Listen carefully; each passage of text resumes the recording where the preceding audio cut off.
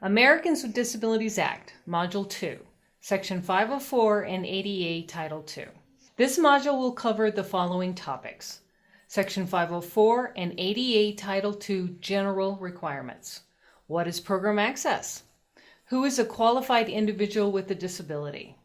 Limitations on state and local governments. Background with Section 504 of the Rehabilitation Act. Section 504 prohibits programs receiving federal funds from discriminating against individuals with disabilities. State and local governments have had legal access obligations beginning in 1973 because they receive federal funding assistance. Title II of the ADA. Title II legal obligations of the ADA extend to all the activities of state and local governments, whether or not the program receives federal funds. Title II coverage. Subtitle A is intended to protect qualified individuals with disabilities from discrimination on the basis of disabilities in services, programs, or activities of all state and local governments. All activities, services, and programs of public entities are covered. Subtitle B covers public transportation services operated by state and local governments. Also covers employment for state and local government employees. Under the ADA and Section 504 of the Rehabilitation Act, state and local governments are covered regardless of the number of employees. You must appoint a 504 ADA coordinator. They are required to have formalized documentation of their compliance. They must have grievance procedures to address disability-related complaints.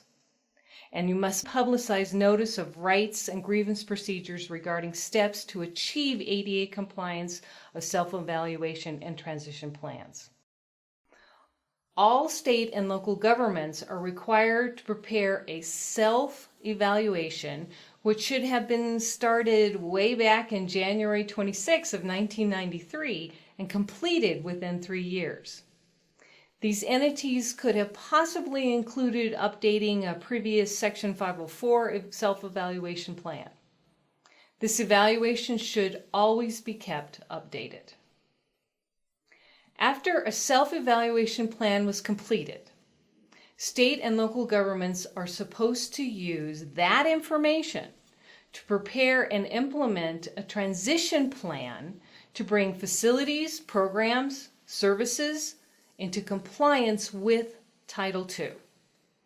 This plan should, of course, be kept updated.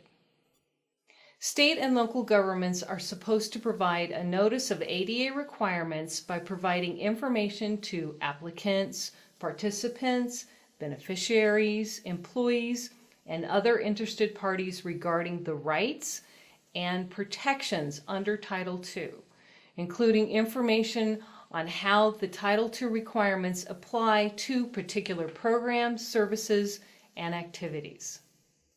How to contact the department or program's ADA coordinator should always be included in this information. Public entities with 50 or more employees must designate an ADA coordinator to oversee Title II compliance. A good resource to provide training is the ADA Coordinators Training Certification Program at adacoordinator.org. Remember, the public entity must have a grievance procedure that is widely publicized through postings in offices that serve the public, PSAs, program brochures, etc. Program access.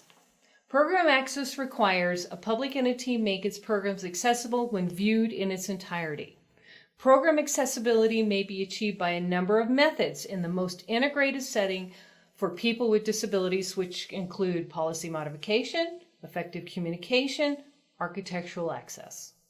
Remember to remove communication barriers such as putting up braille signage or flashing fire alarms. The basic mandate of Title II is that individuals with disabilities must not be denied an equal opportunity to participate and benefit from programs and services. The opportunity must be equal to and as effective as the opportunity provided to others. Opportunities must be provided in the most integrated setting, instead of having separate programs for people with various disabilities. People with disabilities must have equal opportunity to participate in programs, services, and activities offered by a public entity. This means that any barriers to their opportunity to participate must be removed to the maximum extent possible. This requirement extends beyond assuring physical access to the facility itself and includes such things as effective communication, such as offering materials in alternative formats, modifying policies that have the effect of excluding individuals with disabilities, such as requiring a driver's license as the only accepted form of personal identification, or making modifications to the facility, such as providing a lower counter so that someone using a wheelchair can access the sign-in sheet and fill out forms. This obligation of program access extends to all programs, services, activities, and goods offered. However, not every facility operated by a public entity needs to be fully accessible if the programs, services, or activities offered in the facility are also offered equally conveniently in other facilities that are accessible. Therefore, when assessing whether or not a given program or activity is accessible to an individual with a disability, the public entity may view the program in its entirety in evaluating the accessibility of the service being offered. For example, the City-Sponsored Council on Aging is offering a tax preparation program for seniors. The program is being held in 4 locations: on the second floor conference room at a volunteer center, in a converted 2-story home, in 2 public libraries, and in the Council on Aging offices in the municipal building.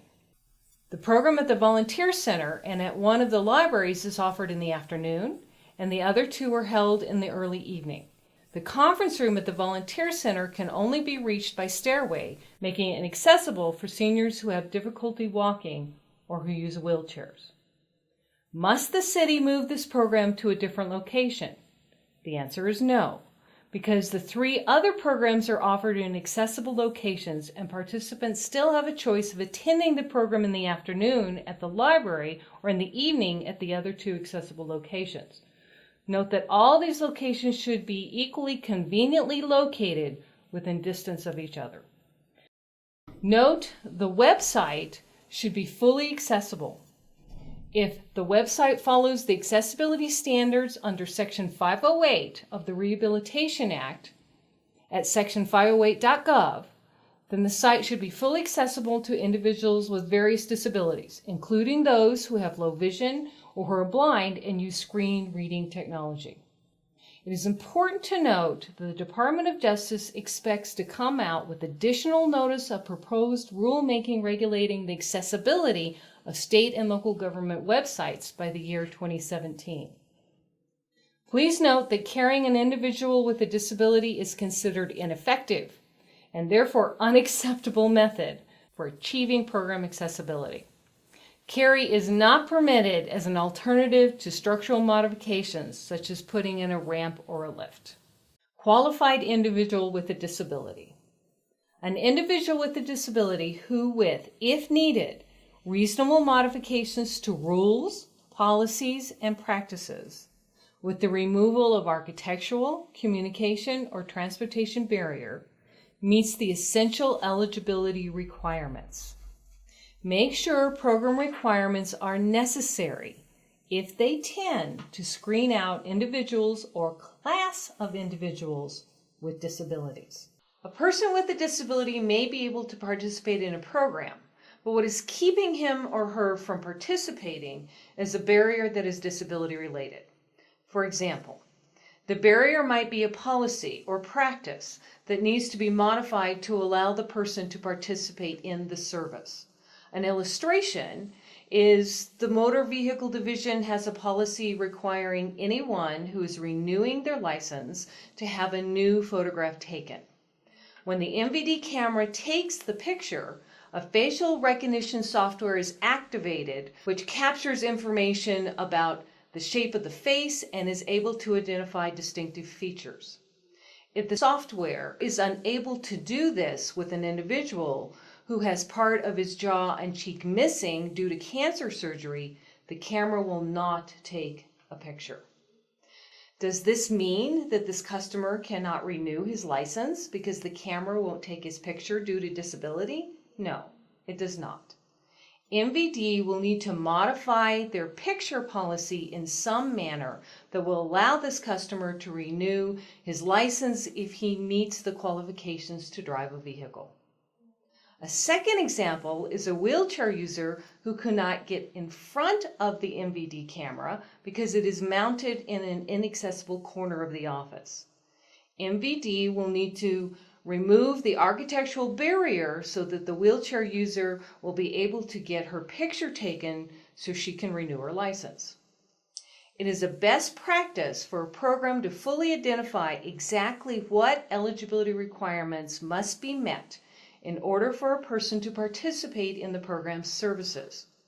This is helpful because it will allow the staff to easily determine if the barrier is the result of a policy or practice, or structural or communication inaccessibility. The staff can then work towards removing the barriers for individuals with disabilities that do not fundamentally alter the program. Eligibility requirements are usually unique to each program.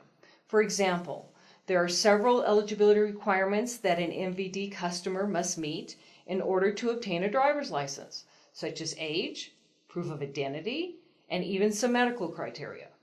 In contrast, the eligibility requirement for a customer to be financially audited by the state's Tax and Rev Department is that the customer simply be a New Mexico taxpayer.